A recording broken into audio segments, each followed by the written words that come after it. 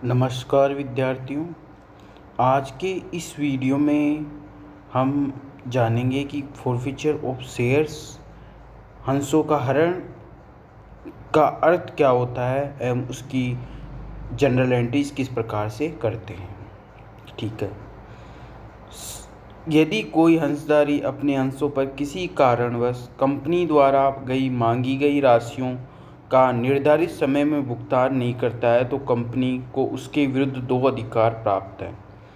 वह दोषी हंसधारियों के विरुद्ध बकाया राशि वसूल करने के लिए न्यायालय में वाद प्रस्तुत कर सकती हैं अथवा वह अंशों को जब्त या उनका हरण कर सकती हैं।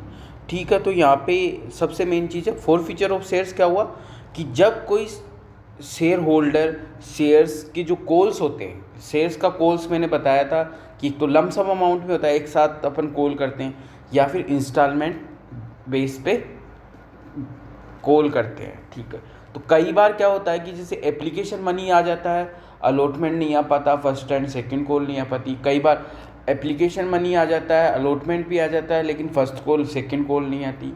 या हो सकता है कि फर्स्ट कॉल भी आ जाए, फाइनल कॉल या सेकंड कॉल नहीं आ पाए। तो इस प्रकार से शेयर होल्डर यदि वह राशि चुकाने में असक्षम होता है तो जो उन शेयर्स को क्या कर लेते हैं, जब्त कर लेते हैं, फोरफिट कर लिया जाता है कंपनी द्वारा। तो ऐसे इस केस को क्या कहेंगे, फोरफीचर ऑफ शेयर्स। अब आता है procedure for forfeiture of shares.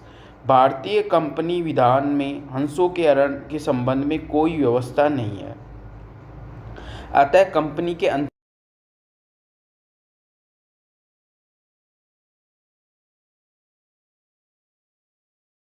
Companies act में क्या है, अंशों के हरण के संबंध में कोई व्यवस्था नहीं दी हुई। ये क्या होगा, मेमोरेंडम ऑफ एसोसिएशन है जो कंपनी का, उसके द्वारा अंशों का हरण किया जा सकता है। अंतर नियमों में दिए गए अधिकारों एवं सारणी एफ के नियम 28 से 34 तक के अनुसार हंसों का हरण किया जा सकता है। उक्त सारणी के नियम 29 के अनुसार हंसों के हरण के पूर्व 14 दिन का लिखित नोटिस रजिस्टर डाक से दिया जाना आवश्यक है। इसके अनुसार उस व्यक्ति को अपने अंशों पर बकाया मांग अथवा मांग की राशि ब्याज सहित एक निश्चित तिथि तक चुकाने हेतु कहा जाता है, अन्यथा उसके अंशों का हरण कर लिया जाएगा, यह भी लिख दिया जाता है। ऐसे नोटिस के बावजूद भी हंसधारी अपने अंशों पर बकाया मांगों को निर्धारित अवधि में नहीं चुकाता है तो संचालक मंडल उसके अंशों के हरण करने का प्रस्ताव पारित कर हंसधारी को सूचित कर देते हैं। इसके अनुसार उस व्यक्ति की सदस्यता समाप्त हो जाती है तथा उसके द्वारा चुकाई गई राशि कंपनी जब्त कर लेती है। ठीक है, वो फॉरफिट अमाउंट को क्या कर लेगी, फॉरफिटेड होगी। ये प्रक्रिया है कि कंपनी जब शेयर होल्डर के शेयर्स को फॉरफिट करेगी तो वो क्या प्रक्रिया अपनाएगी। ठीक है, हंसों का हरण केवल मांगों की राशि का भुगतान न करने पर ही किया जा सकता, अन्य कारणों से नहीं। मतलब किसी भी मांग का भुगतान न करने के कारण ही शेयर का क्या किया जाएगा, फॉरफिट किया जाएगा। यदि कंपनी द्वारा किसी व्यापारिक ऋण का भुगतान न करने के कारण किसी अंशधारी के अंशों का हरण किया जाता है तो यह हरण अवैध माना जाएगा।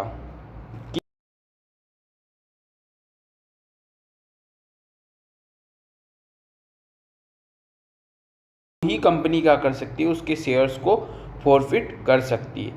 कंपनी अधिनियम के अनुसार अंशों के हरण के उपरांत भी भूतपूर्व हंसधारी उन अंशों पर बकाया मांग राशि का भुगतान करने हेतु कंपनी के प्रति दायी बना रहता है। मतलब वो उसके लिए क्या बना रहेगा, उत्तरदायी रहेगा कि वो उस कंपनी के बकाया मांग राशि का भुगतान करे। कंपनी चाहे तो बकाया राशि को वसूल करने का वाद प्रस्तुत कर सकती है। व्यवहार में ऐसा उपयुक्त नहीं माना जाता है, अतः प्राय कंपनियां हरण की गई अंशों को अविलंब पुनः निर्गमित कर देती हैं ताकि भूतपूर्व हंसधारियों का दायित्व स्वतः ही समाप्त हो जाए। क्या करती है कंपनी, उन शेयर्स को मार्केट में दोबारा रीइशू कर देती है। ठीक है, ये तो शेयर्स को फॉरफिट करने की एक प्रक्रिया है। ठीक है, पहले कि अपन ने जाना कि शेयर को फॉरफिट किस प्रकार से, शेयर फॉरफिचर होता क्या है, और ये प्रक्रिया है कि उसको नोटिस दिया जाएगा, और फिर फॉरफिट किया जाएगा। अब सबसे महत्वपूर्ण चीज़ आती है कि अंशों के हरण पर लेखांकन प्रविष्टियाँ किस प्रकार से की जाएगी। ठीक है, यहाँ पे अपने पास 3 तरह के केसेस आएंगे। एक तो एट पार, मैंने बताया शेयर्स को 3 तरीके से इशू किया जाता है। तो यहाँ पे पहली कंडीशन है कि यदि शेयर्स एट पार इशू है तो अपन किस प्रकार से एंट्री करेंगे। दूसरा आएगा कि सिक्योरिटी प्रीमियम का यदि अंशधारी ने भुगतान कर दिया गया है और उसके पश्चात यदि शेयर्स को फॉरफिटेड किया जाता है। और थर्ड आएगा कि शेयर प्रीमियम पे इशू है, उसने प्रीमियम भी नहीं भुगतान किया और उसका शेयर फॉरफिटेड हो जाता है। तो पहले आता है सममूल्य पर निर्गमित अंशों का हरण, इश्यू वो फॉरफिचर ऑफ शेयर्स।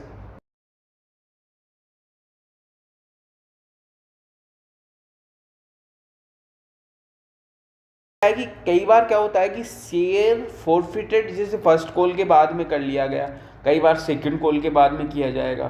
तो उस केसेस में उस जितनी राशि मांग ली गई, ठीक है, उस राशि से शेयर कैपिटल अकाउंट को क्या कर देंगे, डेबिट कर देंगे अंशों पर मांगी गई राशि से। अभी जैसे मान लीजिए कोई शेयर 10 रुपीज़ का था, 8 रुपये मांगने के बाद ही यदि फॉरफिट कर लिया, हरण कर लिया, तो 2 रुपये बकाया, मतलब 2 रुपये मांगने से पहले ही यदि फॉरफिट कर लिया तो 8 रुपये से क्या होगी, शेयर कैपिटल अकाउंट DR। ठीक है, टू शेयर अलॉटमेंट अकाउंट, जो शेयर अलॉटमेंट पे बकाया राशि होगी वो टू शेयर अलॉटमेंट अकाउंट में आएगी। टू शेयर फर्स्ट कॉल, जो फर्स्ट कॉल पे जो बकाया है, और to share second and final call. ठीक है, ये जो सेकंड कॉल पे जो बकाया राशि है। टू फॉरफिटेड में राशि कौन सी आएगी, जो हरण किए गए अंशों पर प्राप्त कर ली गई है। तो इस प्रकार से एंट्री हो जाएगी share account, share capital account DR, to share allotment account, to share first call account, to share second and final call account, to share forfeited account. अब शेयर कैपिटल अकाउंट में कौन सी राशि से डेबिट होगा, वो जो शेयर्स की मांगी गई जो राशि होगी उससे। तो शेयर अलॉटमेंट अकाउंट मतलब जो अलॉटमेंट पे बकाया राशि होगी, वो शेयर फर्स्ट कॉल पे जो फर्स्ट कॉल पे बकाया होगी, सेकंड कॉल पे बकाया होगी और सेकंड कॉल में, टू शेयर फॉरफिटेड में जो की राशि अंशधारी से प्राप्त हो गई है और जब्त कर ली गई है, उस राशि से हो जाएगा ये एंट्री। अब आता है प्रीमियम पर निर्गमित अंशों का हरण यदि प्रीमियम की राशि भी बकाया है। जैसे मान लीजिए कि शेयर 10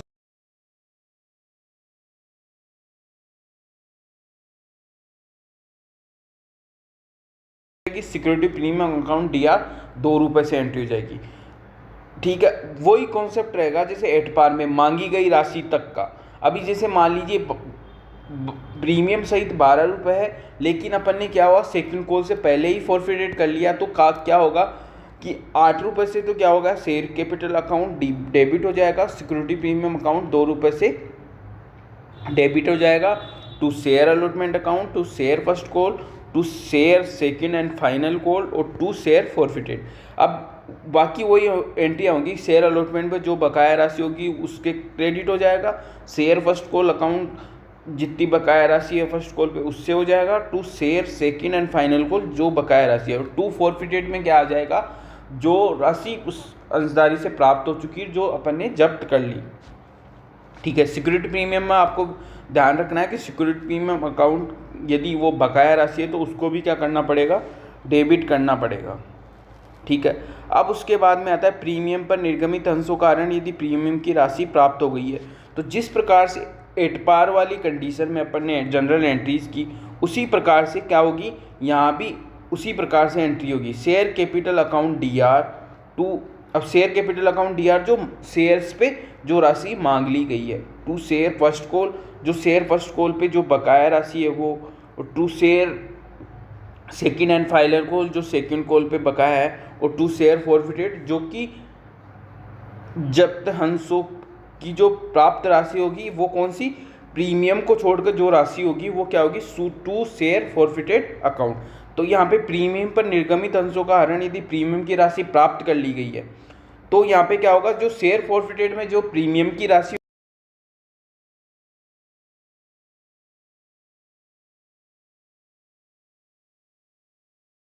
आ जाएगी।